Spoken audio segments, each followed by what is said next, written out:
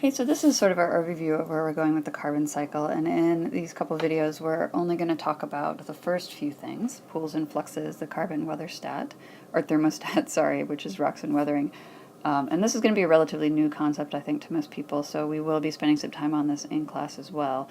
And then we're going to talk about the first two parts here, the energy-carbon connection and carbon on land, because I think these are the two bits that I expect most of you are probably most familiar with.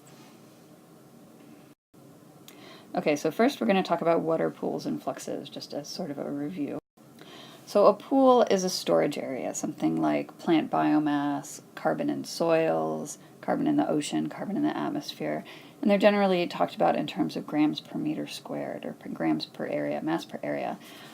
So this is a relatively small unit of mass, and what you'll usually see on diagrams of the carbon cycle is either gigatons or petagrams of carbon. And these are equivalent, and they're both equal to 10 to the 15th grams. All right, so that's what you usually see, gigatons or petagrams. They're interchangeable. I don't know why we have two names for the same thing, but you'll see both really commonly on figures of the carbon cycle. Okay, so fluxes are transformations or movements of matter between pools. In this case, we're talking about flows of carbon between pools. So like from the atmosphere to plants, that would be photosynthesis. That's a flux, and they're usually grams or mass per area per time. So something like petagrams per meter squared per year. Okay, and then turnover time is something that gives us sort of an idea of how long does a gram of carbon or an atom of carbon stay in one of these pools. And it is the size of the pool, so petagrams per meter squared, or if you're wanting to know how much carbon is in all of biomass on the entire planet, then it would just be petagrams of carbon divided by the flux out. So that would be something like grams per meter squared per day, or if you're talking about the entire pool, that would be grams per year.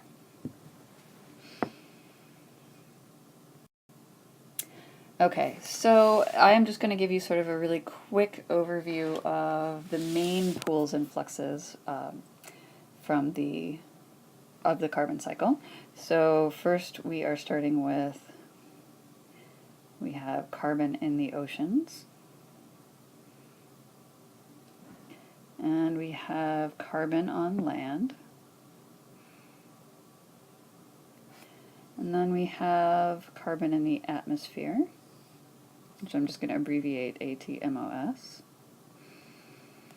And then the pool I think that people are usually least familiar with is the pool of carbon in rocks. So this is not soil. This is solid earth or crust.